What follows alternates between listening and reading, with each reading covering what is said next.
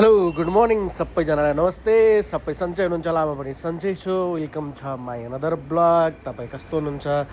आज पनि ड्युटीको तयारी भएर हिँडियो। बाटोमा चाहिँ तपाईँहरूलाई देखाउँदै जाइने छ। यो तपाईँको भ्यू भइहाल्यो, एकदमै बाटोमा देखिने भ्युज भइहाल्यो। यो चाहिँ एकदमै राम्रो ठाउँ छ, तपाईँ पनि आउनुहोला कहिलेकाहीँ। यस्तो जाँदाखेरिमा चाहिँ मैले तपाईँहरूलाई भन्दै गरेको छु कि रोड क्रस गर्दाखेरिमा अलिकति ध्यान दिएर जानुहोला। यो चाहिँ एकदमै यहाँनिर चाहिँ म्यारिज हल छ। या म्यारिज हलमा चाहिँ आज शादी भइरहेको छ, पार्टी छ, त्यही भएर चाहिँ एकदमै यहाँ ट्राफिक ज्यादा भइरहेको छ। यहाँ चाहिँ पार्टी भइरहेको छ, शादीको सिजन भनेको अलिकति ट्राफिक ज्यादा हुन्छ, तर त्यही भएर पनि तपाईँहरू ध्यान दिनु होला। जस्तो रोड क्रस गरिसकेपछि यहाँबाट माथि हिँड्ने यो चाहिँ एकदमै स्टुडेन्ट एरिया। यहाँ चाहिँ ब्रेकफास्टहरू एकदमै राम्रो राम्रो पाउँछ। कामत ग्रुपको होटलहरू पनि छ। यहाँ एकदमै विद्यार्थीहरूको एकदमै बिहान क्राउड हुने भएकोले एकदमै ध्यान दिनु होला। यो चाहिँ एकदमै मेन बिओबी कलेजको अपोजिट साइड भइहाल्यो। यो चाहिँ यहाँबाट अलि परकै चाहिँ हाम्रो होटल आइहाल्यो। होटल आइसकेपछि चाहिँ म पनि माथि जानको लागि तयार भयो, तर यो तल तपाईँलाई पार्किङको भ्यू भइहाल्यो। लिफ्टभन्दा पनि स्टेप हामी माथि जल्दी पुगिन्छ। हाम्रो होटलमा गइसकेपछि एकदमै लिफ्टहरू अलि जल्दी पुगिन्छ। अनि चाहिँ यो रेस्टुरेन्टमा चाहिँ साफसफाइ भइरहेको थियो। अनि चाहिँ यो बाहिरबाट देखिने भ्यू भइहाल्यो, एकदमै साफसफाइ। अनि मन्दिरमा गएर पूजा गरियो। पूजालाई सलाम गरिसकेपछि आफ्नो दैनिकी कामतिर पनि लाग्यो। यो एकदमै आफ्नो डेली वर्कमा लाग्ने तयारीमा भइसकेको छ। अनि चाहिँ आज चाहिँ यो चाहिँ हाम्रो तन्दुर भइहाल्यो। आज ब्रेकफास्टमा चाहिँ आलु पराठा भएकोले यो चाहिँ इन्डियन भइहाल्यो। अनि चाहिँ आज स्टाफको लागि चाहिँ एकदमै आलु पराठा बनाएर राखेको थियो ब्रेकफास्टमा चाहिँ स्टाफले। आज दिउँसो भिडियो बनाउनु पाएन, साँझ पनि बनाउनु पाएन, तर चाहिँ आज चाहिँ एकदमै दुःखद घटना भएको छ। हाम्रो होटलको नजिकै चाहिँ एउटा गाडीमा चाहिँ कारमा चाहिँ आग लागेको छ। म त्यही तपाईँलाई देखाउन गइरहेको छु। हामी यहाँबाट अलि पर छ, यो चाहिँ ट्राफिक छ। अनि हेर्नु त एकदमै पुरै गाडीमा मान्छेलाई भने क्षति भएको छैन, तर गाडीमा चाहिँ एकदमै ठुलो क्षति भएको छ। एकदमै हिँड्दै कारमा चाहिँ एकदमै आगो लागेर एकदमै भम्स भएको छ। तर यहाँबाट फायर यो त के भन्छ फायरवाला पनि सब गाडीबाट रोकेर मागिरहेको थियो, तर कसैमा थियो कसैमा थिएन। एकदमै यस्तो जल्दो रहेछ गाडी। मैले चाहिँ लाइभमा फर्स्टचोटि यो चाहिँ सामनेमा गाडी जल्दी देखेको, त्यही भएर तपाईँलाई देखाऊ भनेर देखाएको। यो चाहिँ बिओबी कलेज जस्ट अपोजिट साइडमा मान्छेको पब्लिकको भिड चाहिँ एकदमै ठुलो भइसकेको थियो, किनभने चाहिँ यो चाहिँ मेन रोडमा भयो। अनि त्यही पनि ट्राफिक सिग्नल भयो, यही भएर यहाँनिर चाहिँ गाडी रोकिहाल्ने भयो। अनि रोकिसकेपछि मान्छे रोल्ने हेर्नु त एकदमै यो चाहिँ फायरवेले चाहिँ निभाउनु खोजिरहेको, तर यसले चाहिँ केही काम गर्दैन, किनभने चाहिँ यत्रो आगोलाई यसले चाहिँ निभाउन एकदमै गाह्रो भइरहेको छ। फायरभित्र मान्छेलाई भने क्षति भएको छैन, तर गाडी चाहिँ एकदमै छ, किनभने चाहिँ यस्तो तरिकाले गाडी जलेको छ नि।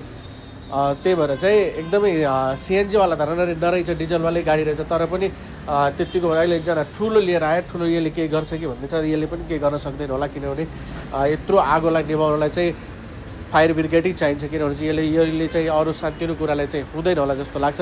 पब्लिकको चाहिँ एकदमै ठुलो भिड भइसकेको थियो। यहाँ मान्छेहरू एकदम गाडी आवाज पनि पट्किरहेको थियो, मान्छेहरू डरले चाहिँ भागे पनि है, हामी पनि भागे तडी दूर। अनि चाहिँ यो चाहिँ एकदमै निभाउने कोसिस गरिरहेको छ, तर चाहिँ यो सानो आगो भएको हो, यो कारणले चाहिँ यो चाहिँ निम्न एकदमै मुस्किल छ, किनभने चाहिँ यसलाई निभाउनलाई चाहिँ फायर ब्रिगेड नै चाहिने भएको छ। मान्छेहरूको एकदमै भिड भइसकेको थियो। यहाँ मान्छेहरू पब्लिकहरू ट्राफिक सिग्नल भएर होला, यहाँनिर कलेज पनि भयो, त्यही भएर विद्यार्थीहरू पनि एकदमै जल्दी आयो। सबै यहाँ एकदमै हेर्नु त एकदमै ठुलो क्राउड भइसकेको थियो। मान्छेलाई भने क्षति भएको थिएन। फायर ब्रिगेड आउँदैछ भन्ने सुनेको थिएँ, अब आउला। फायर ब्रिगेड आएर एकदमै ट्राफिक पनि हेर्नु त एकदमै ठुलो जाम भइसकेको छ।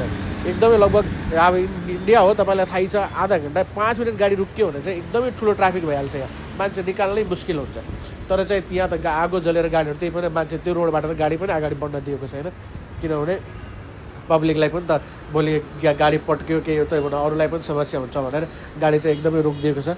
यो चाहिँ चिग्री बसहरू आइरहेको छ, एकदमै ठुलो क्षति हुनबाट चाहिँ मानवीय क्षति हुनबाट चाहिँ एकदमै बचेको छ। यहाँ चाहिँ मान्छेहरू चाहिँ कोही नरहेछ गाडीभित्र, एकदमै मानवीय क्षति हुनबाट चाहिँ बचियो। मैले चाहिँ लाइफ टाइम एकदमै चाहिँ लाइभ गाडीमा आगो जल्दै गरेको देखेको, यो फर्स्ट टाइम हो।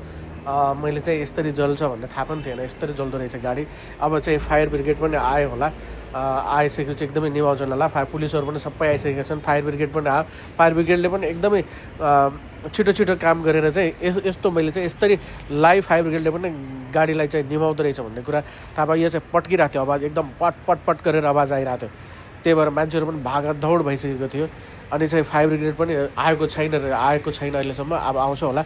आइसकेपछि चाहिँ निभाउन चाहिँ एकदमै यो फायर ब्रिगेड आइसक्यो। हेर्नु त ल, यसरी निभाउँदो रहेछ। एकदमै यो ग्यास फर्मवाला ग्यास हुँदो रहेछ न, लिक्विड ग्यास हुँदो रहेछ, यसले चाहिँ एकदमै छिटो त्यही पनि उसलाई पनि 5 मिनट जस्तो लाग्यो उसलाई पनि निभाउन चाहिँ आगो चाहिँ भित्रैदेखि इन्जिनसम्म जलिरहेकै थियो तर मान्छेहरूले चाहिँ एकदमै फायर ब्रिगेडलाई एकदमै ध्यान दिएर चाहिँ यसलाई निभाउने कोसिस गर्नुभयो उहाँलाई पनि धेरै धेरै धन्यवाद किनभने चाहिँ कि यो चाहिँ जल्दै गरेको गाडीको ट्याङ्कीसम्म डिजलसम्म पुगेको भए चाहिँ एकदमै गाडी पड्किने सम्भावना हुन्थ्यो तर एकदमै गाडीलाई चाहिँ आगोसागो निभायो चाहिँ अब हामी चाहिँ हामी फर्क्यौँ साँझको टाइम थियो एकदमै त्यति पब्लिक पनि थिएन पब्लिक चाहिँ पछि आउँदै गरिन्छ यो चाहिँ मन्दिरमा पूजा भइसक्यो थियो अब चाहिँ साँझ एकदमै धेरै कस्टमर थोरै कस्टमर यहाँ पनि छ तपाईँलाई लाग्छ